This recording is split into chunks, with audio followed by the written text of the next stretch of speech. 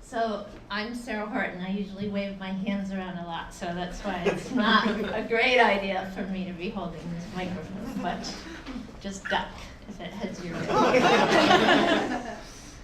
So, and my colleague Dave Sloan is not here. As you may have noticed, he lives in Scotland, and so he was hoping to be able to join me here today, but he's here in spirit, but not in the flesh. So, but the work that I'll be talking about today is work that he and I do together.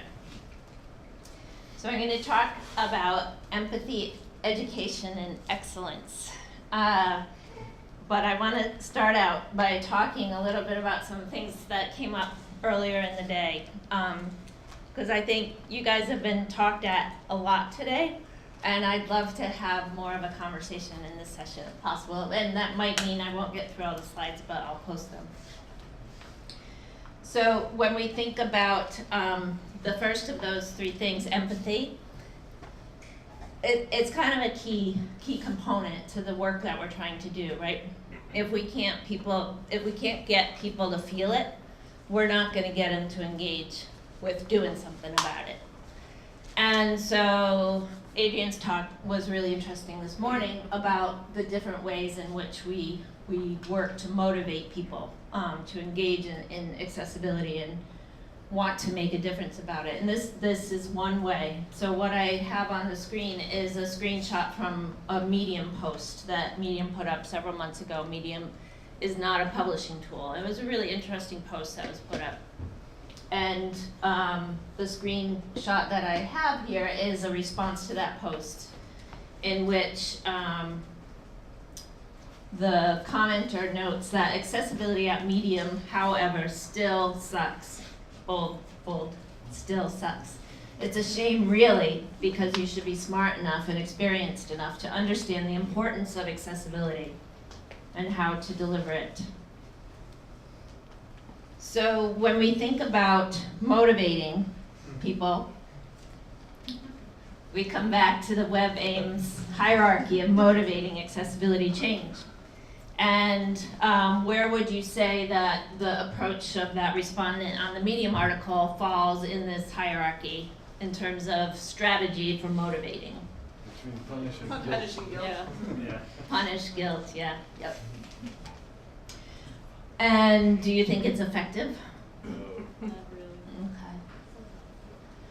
And is it going to make people feel empathy for people with disabilities?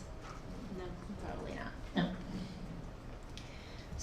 So I wanted just to think a little bit about this because I think when a lot of the discourse within the accessibility community ends up being along these lines of guilt and punishing and shaming and publicly shaming. And also, I also want to talk a little about hierarchy of motivation and whether we really want to think about it as a hierarchical thing. And I actually want to call into question a little bit the making it about me part of things, because yes, because I think it limits how much change we can really affect. And so what I want to propose is instead a continuum of maturity. So rather than trying to get people to feel it in some profound way and want to do something about it, why don't we start talking about a continuum of maturity? And maturity in terms of our approach to making design decisions and making products and services that everyone can use. And so if we think about that along a continuum, what we are finding is that there are different stages in this continuum that companies are engaging in when they're making products and thinking about accessibility. And the first stage is the stage of identifying the issues that are in a product, flagging those issues, usually evaluating against a standard, marking them pass or fail. And that's a pretty immature approach because that generally leads to cleaning up a mess, basically. The next step along that continuum is to say, okay, we have these issues in our products or we have these issues with our approach. Let's look at all those issues and prioritize the ones that really affect people, that really have an impact. Do I need to worry about an alt text image or 527 alt text that I don't have on my product if it's really actually much more important to worry about whether the controls are functional? I need water.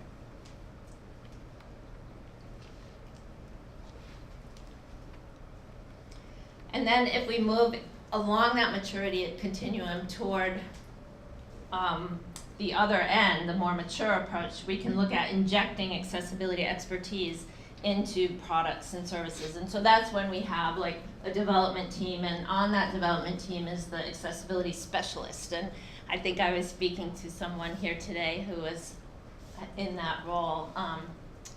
Who was it? Darn it, I don't see you. But it was this person who kept saying, and I do this, and I do this, and I need to do that, and there you are. Yes. Arthur, right? Yes, yes, Sorry. yes. So it sounds like your organization is at this level though of injecting, and you were talking about the benefits of it because all of a sudden you're getting designs coming to you that don't have a lot of issues in them. So it's pretty awesome. Like it's way better. It's way better than this, right? Like a cleaning up mess. But then if we move forward to a fully mature approach, we're looking at a situation where you're out of a job. Sorry, I am too though. So we'll figure something out together, okay? Where everyone on the team who's making decisions about how this product works and looks and functions knows what they need to do to make it accessible, and that would be the fully mature approach. And so I want to think about like, okay, if this is where we want to get to, what do we need to do to motivate people, to build empathy so people will want to adopt these skills, learn these new approaches, make decisions in favor of accessibility over other issues, make accessibility a priority. And so I'd like to think of it much more as a continuum than as a hierarchy, and we'll talk about how to get people moving along that continuum. But I just wanted to say, like, there is kind of a happy ending on the medium thing that I think I'd also love us as a community to be more accepting of, and Adrian, you put a really great write-up on your site about this, and I'll make sure that I include links in my slides. But Medium then came out with this article, 5 goofy things Medium did that break accessibility. And so they listed, 5 things that they had been doing with the user interface that messed things up. And they didn't say, we're going to fix them all, or we'll never do anything like that again, or it was more like, yeah, we're just trying to do things better. And if you think about that mature approach to accessibility, it's one in which you say, here are the things we did wrong, and here's what we're doing to try to make them right, versus handing over a compliance audit that has no red fails on it. It's all just pass, pass, pass. This to me is what this is what accessibility should look like, is what Medium did here, is identifying issues, trying to resolve them, making a long-term commitment to continuing that attention on accessibility. So this is, we've written up about the accessible design maturity continuum. The URL for it is ux4.us/mature-it. And as I said, I'll send a link out to the slides that'll have that on that. But so if we're going to start off with empathy, how are we going to build empathy within the developer and design community? Well, this is part of going back to the what's going to motivate people. And so this is kind of a cool thing we've been doing at some conferences, where we have these 4 strategies for engaging people in accessibility. And we usually use polling software. I'm not going to do that this time, but I'm just going to tell you how it happened in the past. So we put up numbers. So the first approach is numbers. And it happened a lot today. People stand up and talk about numbers. For me, numbers don't mean anything to me. They're very abstract.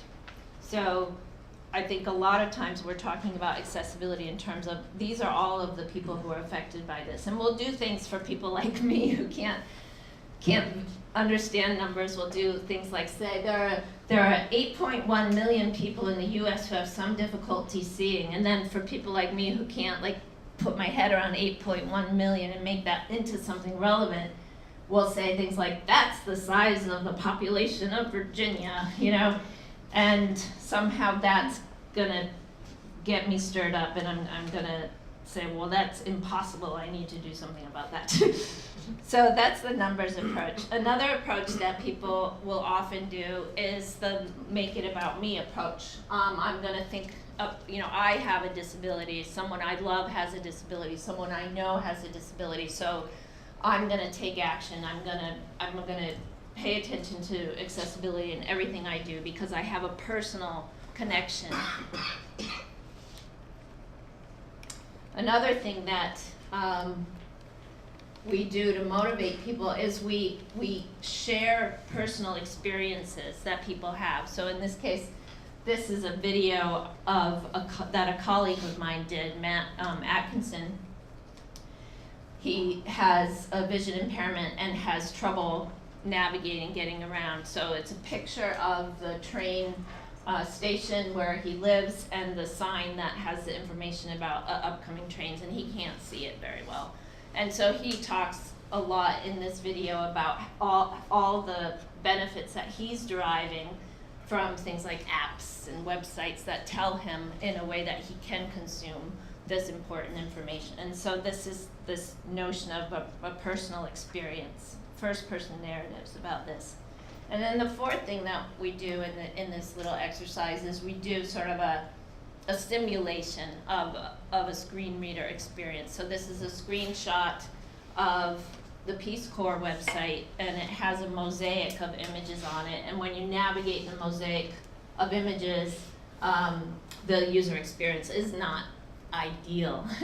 So we'll do this in front of people, and developers and designers in the audience are like itching to fix it, right? Because it's just silly alt text and things like that. It could so easily be made accessible.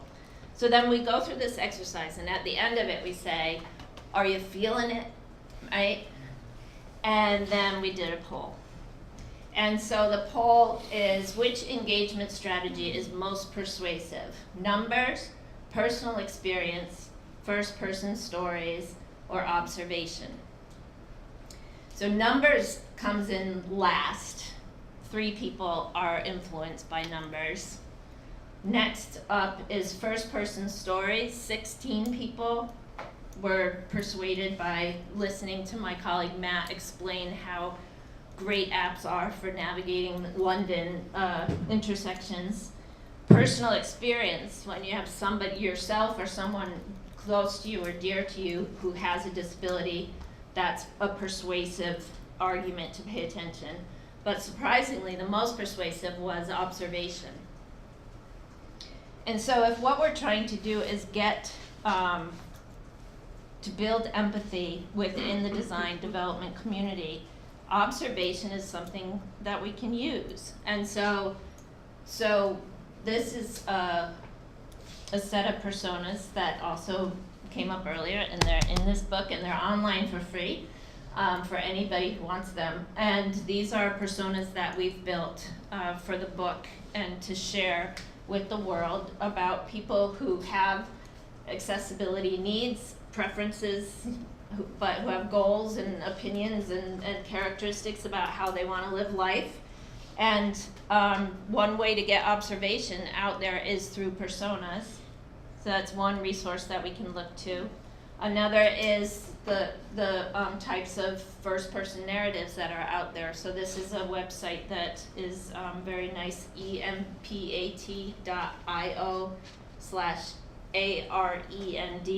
This is a website that has videos of people using technology and explaining how technology is very useful in their work. So I think one thing that we as a community can do is take some of these tools that are just there for the taking.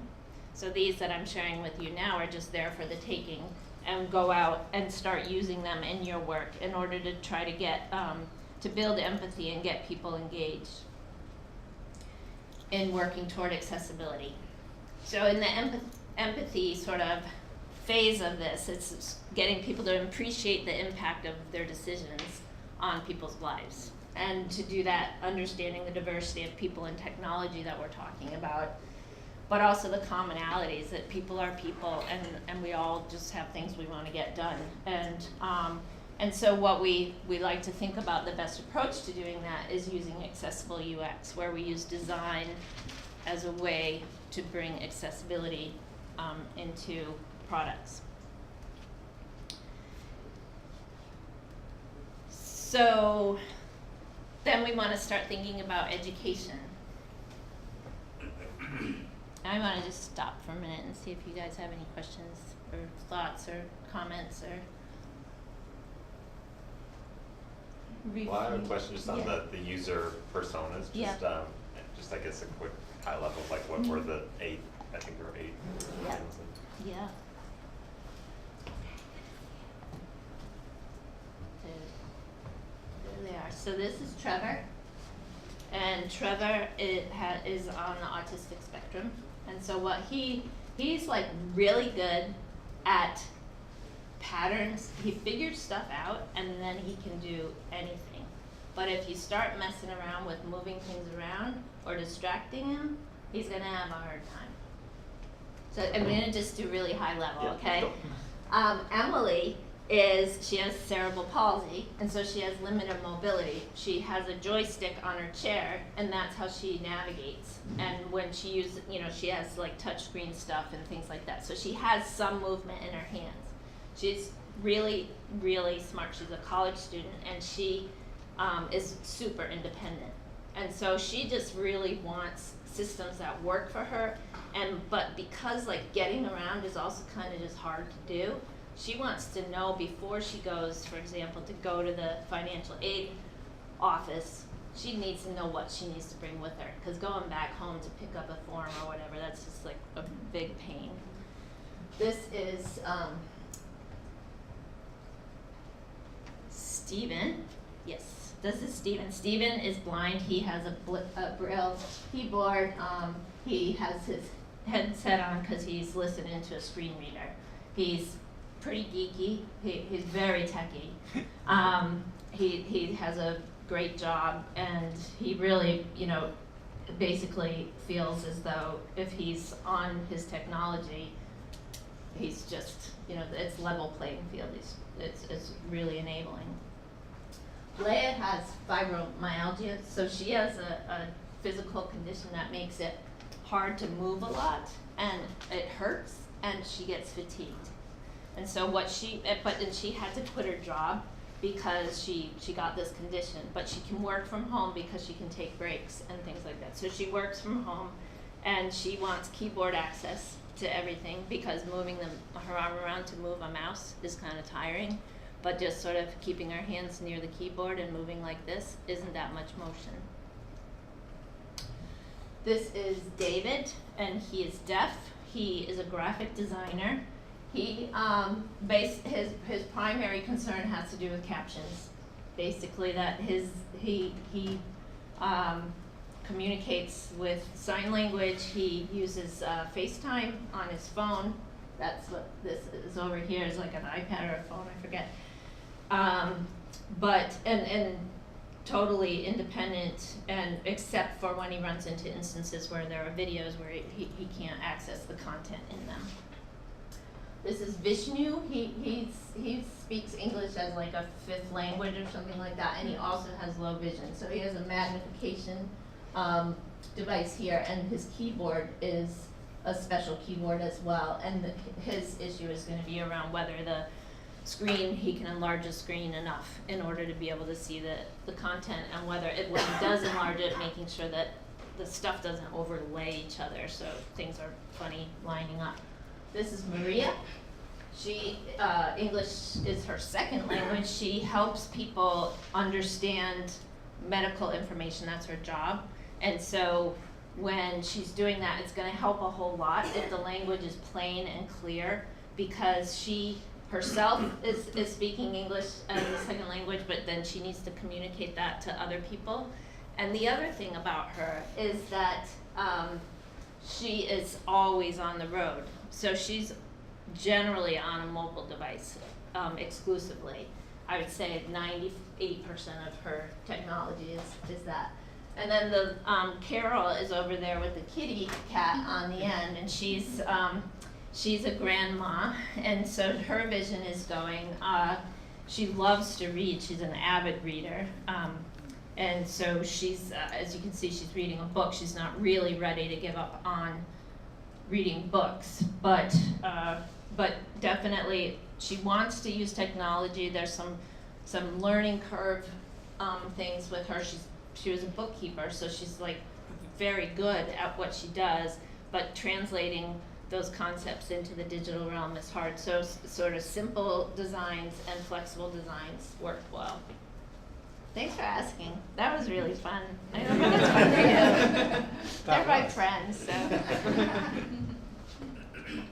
Yes.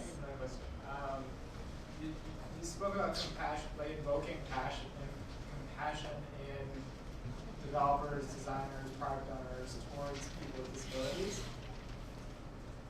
Do you think there's,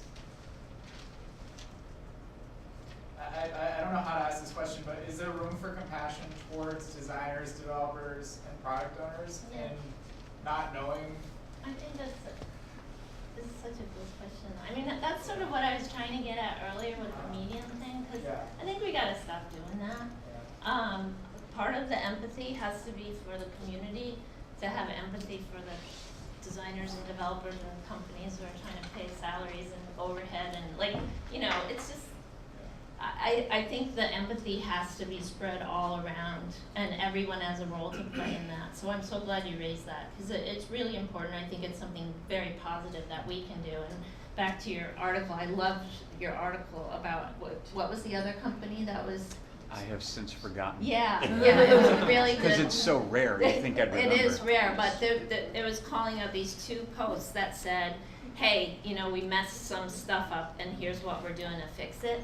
If we can jump onto that and say, thank you, this is fantastic, versus what later on in the comments on the Medium goof one, somebody came on and said, yeah, but there are 12 headings on this page and they're all H3s and H4s. It's like, what, man? Come on. Just, really? So yeah, thank you. Thanks. I feel At least like. there are headings, right? Yeah, exactly. Right. Nice headings. It's like when your kids play soccer and the ball goes like that. It's like, good idea.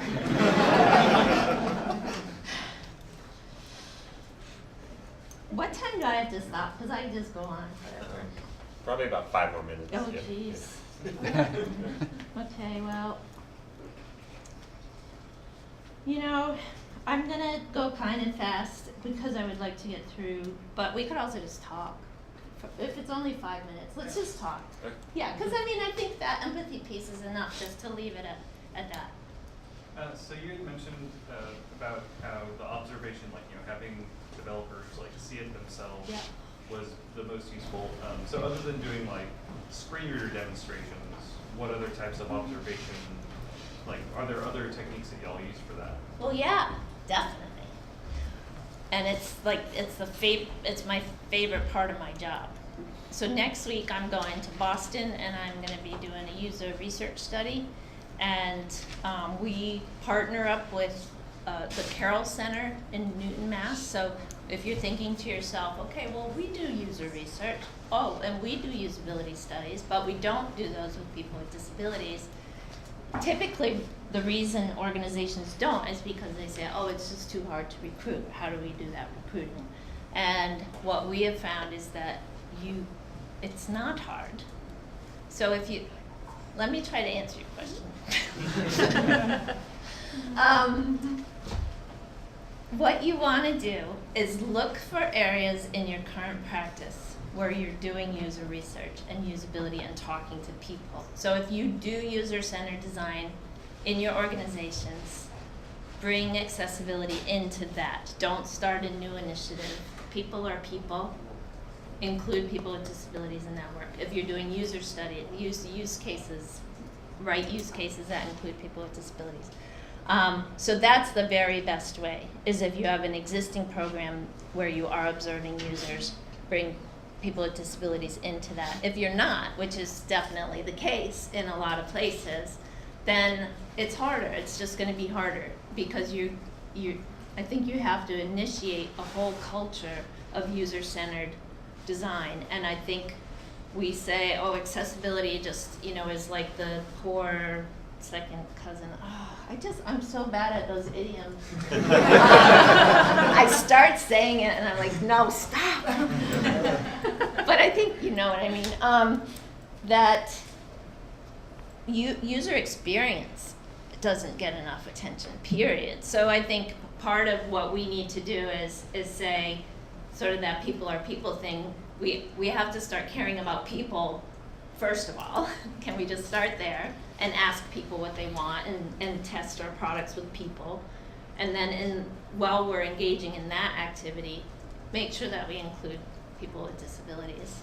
But back to what I was really trying to say was, if you can partner with organizations that provide support to people with disabilities, like the Carroll Center in Newton, Mass. is an organization that helps people who are losing their vision learn AT and all these things, and they're just fantastic. And so we work with them. They have all these people that they can help us recruit with and give us a facility. So find partners that you can work with to get some of those insights.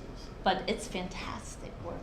Yeah, the most powerful thing for any developer, product owner, user, UI designer, UX designer is to watch somebody using the thing they've created and they thought was perfect and struggling to do the most basic thing with it. There's nothing more powerful than that. Yeah. And so that's the basis of what you're doing. Exactly right. Yep. And by bringing in a real person rather than a persona, it becomes personal in a way, I agree. that just makes people realize how important it is. It goes from this thing that we maybe will do maybe at some point to something that those people just want to fix. Yeah. And, it's great. I agree, because I think most designers, developers are like, I want to solve problems, I want to make good stuff, and then the agony of seeing, can I just fix that? Seeing that, just click that button. They can't. It's just Yeah. powerful. Yeah. To tack on what you're saying, I've been also finding that so powerful. What I started implementing at Comcast was when we sent our products out to be tested, I would grab the developer and the product owner, and we would travel to where the testing was being done.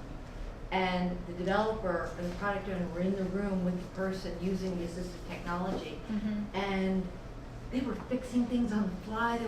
And all the way back on the train, they just don't stop talking about how it changed their lives. Oh, it's so fantastic. Yeah. And these are people that are now becoming accessibility champions. Yeah. And it's just Oh, that's continuing great. on. What a great story. That's really good. Yep. To add on to groups, so in New York there's the Lighthouse Group, and they're up near Lexington and 50-year Bloomingdale's. They're really great for a resource. And then also for Right. Nobility in Texas. and then also Baruch has a usability lab that I've actually done testing there with visually impaired people, so that's also a great Nice. resource. BARUCH. You're welcome. Yep.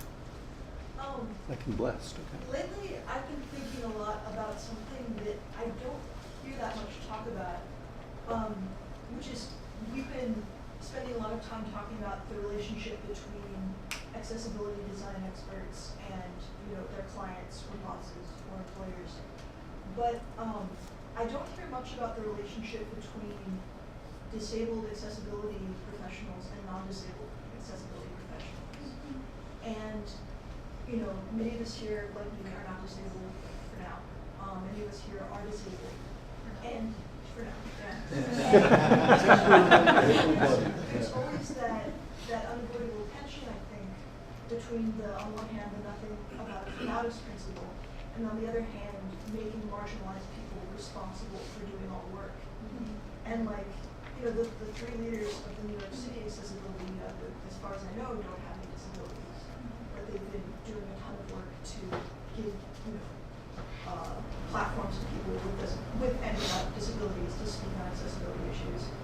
But I think it's really hard to calibrate the exact place for how a non-disabled accessibility professional can be helpful versus just seizing the spotlight and becoming the only person with a voice in the community.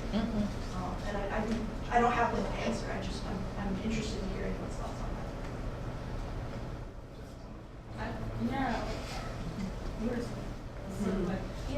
That's a whole panel conversation.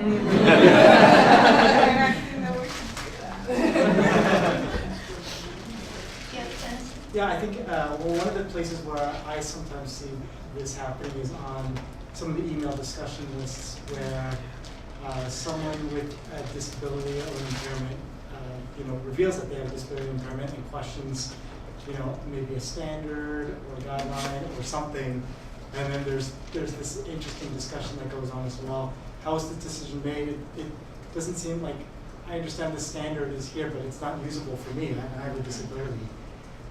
So I've been noticing that a lot more from that side. There's a lot more folks with disabilities getting into accessibility, which is great. But then you are seeing that natural tension between who made the decisions, and they were all made with all the right intentions and all that good stuff. But now we're seeing people with disabilities taking, having their voices heard. And I think it's probably time for those kinds of conversations to start happening a little bit more frankly. I agree. Yep. Great. Yeah. I think there can be a level of intimidation as a person who is not disabled, again for now, but works with individuals with disabilities, and again it's all about working in good faith and having good intentions. But I think I can only speak for myself. There's a level of intimidation or fear or concern that A, that we're baseline compliant, and then B, that we're going beyond that. And I think I've had interactions across the board, some that were very positive, and people recognize that we're working in good faith and that we're doing our best, and that we want to improve things, not just for individuals with disabilities, but for everybody. Universal design is good for the entire population. But I think those interactions in which there is maybe some aggression from the disabled community can kind of make us take a step back and start second guessing, and it can kind of halt progress. So I think that's where we've been working with you. You've been so helpful, and so I think we're really making leaps and strides in my personal organization. But I think part of that challenge is reminding each other to keep those lines of communication open and positive. Yeah, I think feeling like we're partners with a common goal, I think is a really good way to do it. But you're right, sometimes it doesn't quite feel that way. Yeah. Yeah.